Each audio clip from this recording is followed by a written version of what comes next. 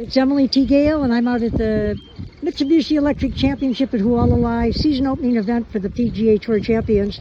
It gets started on Thursday. I'm out here just kind of checking out how Kelly Fleer and his team did, putting up these magnificent scoreboards and everything. And Joe Torry, head of the rules with the PGA Tour Champions, talk about these scoreboards and how important they are for spectators, real-time scoring, all of those things. Well, you know, the fact that we have real-time scoring and the technology that's available to get it there, it keeps the players well informed, and it allows them to use that to strategize how they finish their rounds, how they're going to go about the remainder of their rounds, and it just keeps them abreast of what they have to do, because all of them have one thing in mind, and they're dedicated to winning.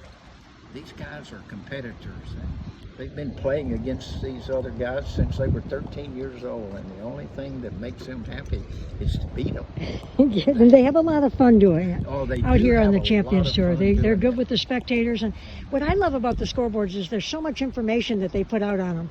You know, it might be about venture chairs, whatever they are, but also little trivial things, about the players There and is stuff. a lot of trivia about the players, and you can find out things about them, and you also will see flashes across the board. Who has the hot round? Jerry Kelly just made his 4th consecutive birdie to reach 6 under par.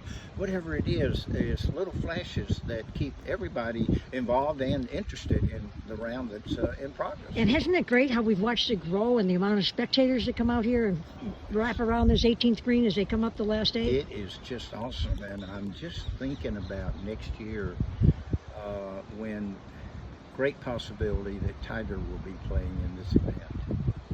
Wouldn't that I be think something? You'll see a major change in things when that happens. Yeah, he's he's kind of hinting at it actually at times. Yeah, and no guarantee, and I hope he is healthy enough and can continue to compete, because golf needs Tiger, this tour needs Tiger, and I think Tiger really is hungry to compete.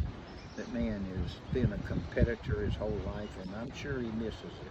And you know, you were just talking about the two different tours. They didn't used to be thought of as so competitive, because this tour, the Champions Tour, was started out as the senior tour. And it was a tour of nostalgia, and people got to see the players they grew up with. And boy, it didn't take long before it became the senior, the PGA Tour Champions, because that's what they are. And the sponsorship money that came in and the competitiveness of the players coming up has been phenomenal. And that's a very good point, because these guys are champions, and I think it's appropriately named the Champions Tour, because these guys they are champions, and they've earned that right, and they still want to be champions. They love it. They just love to compete. And it was great that when it was the senior tour, and Gary Player and Jack Nicklaus and Arnold Palmer, they all came down from the senior skins, and Hale Irwin and everybody in those early days really put the spotlight on the quality of play that's out here. Yeah, they sure did. And, I was thinking back, and I miss those days because I was a part of it, but what we've grown into now is still just as wonderful. And we have a great show. We have some great players. Even the Golf Channel, the first year of this event that it was here, Golf Channel wasn't really something in everybody's mind. I remember Tom Nettles was here, and I had to introduce him to people. People weren't really familiar with the Golf Channel. That's right. I mean, that's how long ago it was, because they had their 30-year anniversary this year, the Golf Channel. And I remember Arnold played with Joe Gibbs, who was the co-founder with Arnold. Well, actually, it was Joe's idea, and he got Arnold to buy into it against his advisors. Yeah. And as Arnold said, hey, if I hadn't taken a chance hitting that ball through the trees once in a while, we wouldn't be sitting here talking about this. But I remember those days so well. And the Golf Channel was not on basic cable at the time. They couldn't get into basic cable until the FCC changed the rules.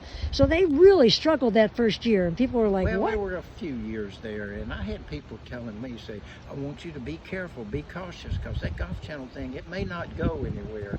And I said, I think it's going to have a good foundation, but and I'm so happy that it did work. It's great for the game of golf. It was so great to see Rich Lerner talking with Joe Gibbs the other day, with the anniversary and showcasing some of those times. And I loved it. For all of us that are here on the Big Island, it was a key time, because Arnold would play on the senior skins. I always used to ask him, what's going on with the Golf Channel? It wasn't launched yet. you know, it was just kind of a thought out there. They were talking about trying to do it. You said you've been around a while and seen a lot. I feel the same way. I feel blessed to have seen that era Awesome, yeah. of golf. Yeah. And I feel blessed to have known you for so many years, Joe. Thank It's been a you. lot of fun. The same here. Thank Okay, you we'll so see you much. through the week, Joe. Thanks Okay, for your look time. forward to it. Aloha. Okay.